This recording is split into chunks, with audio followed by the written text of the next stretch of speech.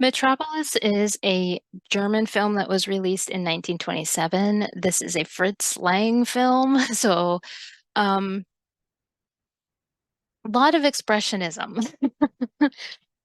But it sounds like with this film, the expressionism hurt the film. Me personally, I didn't see a problem with it. But back in 1927, this film was hated. This film was absolutely hated. Um, So, since I'm talking about it, we'll just go ahead and talk about the reception of the film.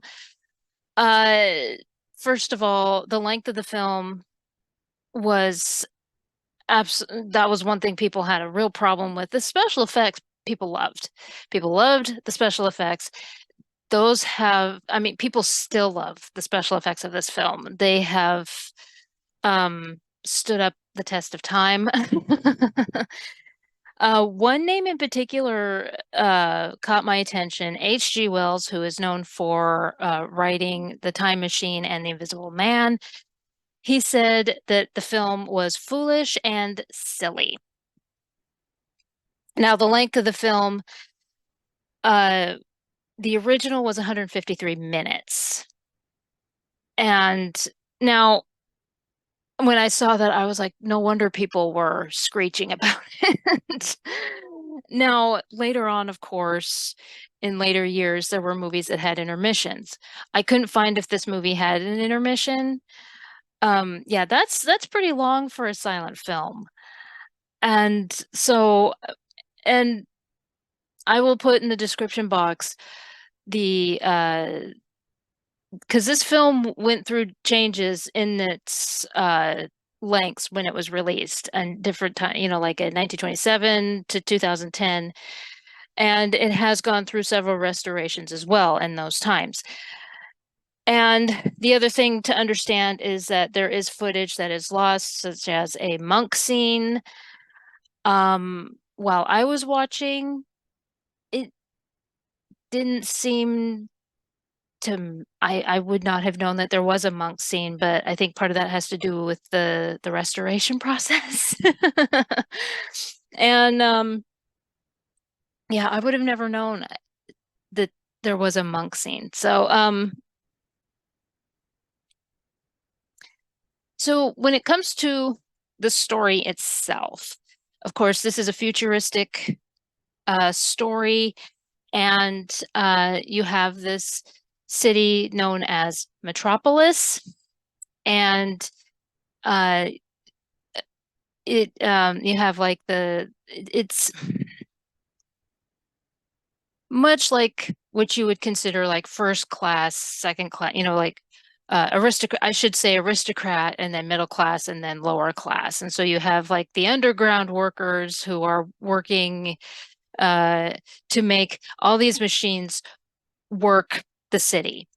And the city master, who is known as John Fredersen, is sitting, he's in his master office, and he has a son. His son's name is Frieder. Again, I'm sorry if I'm saying these names incorrectly.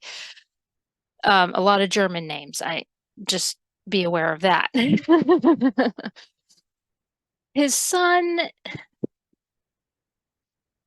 is a daydreamer, but not only that, he is very interested in a woman named Maria, who is one of the workers who tries to keep the workers positive in their work in the lower levels of the machine. Now, he goes to check on the workers one day, and there's an explosion that injures and kills a number of workers.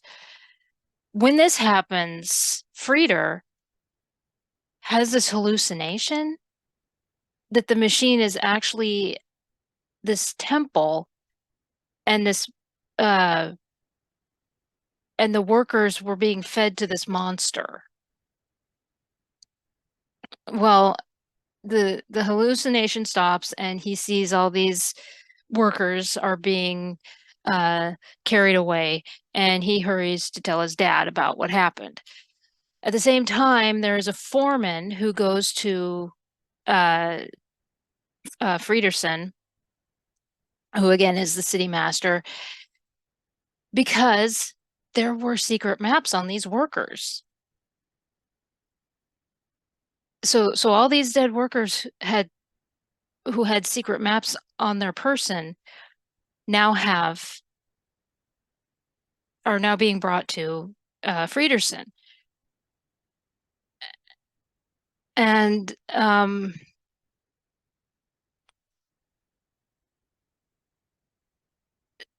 and that's when you realize that Fredersen planned this so that he could get the maps. And it just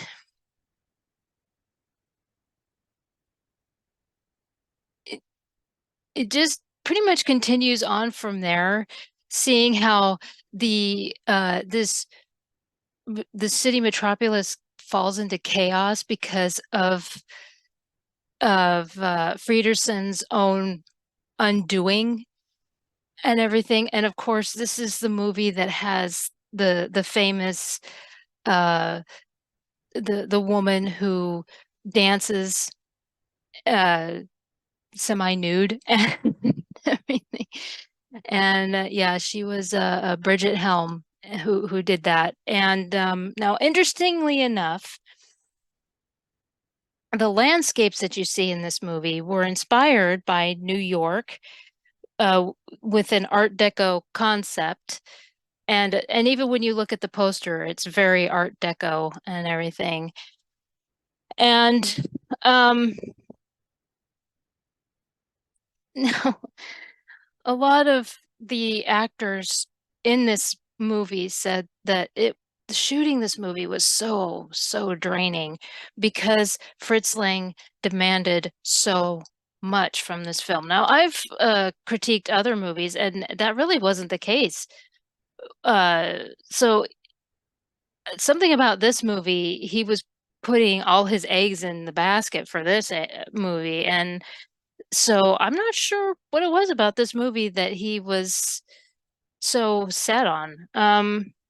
But it worked because we're still watching it today, and the interesting thing about it is that I'm seeing circulate on online where people are comparing this movie to the 1982 film Blade Runner, and they show different.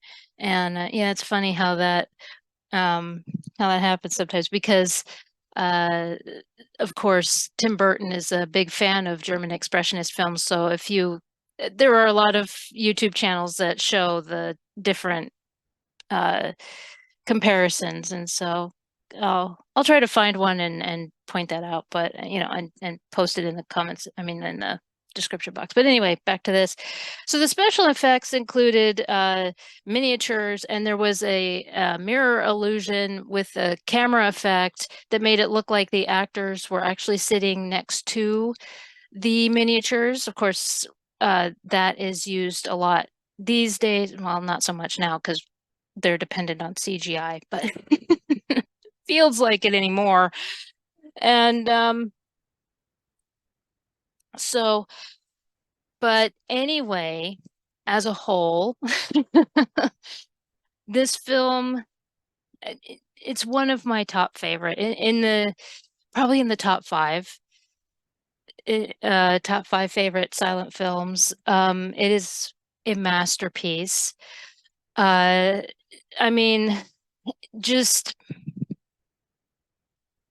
with the special effects that went into it, the story itself, um, and even with the fact that it bombed, and H.G. Wells saying, "Oh, it's just silly. It's just absolutely silly."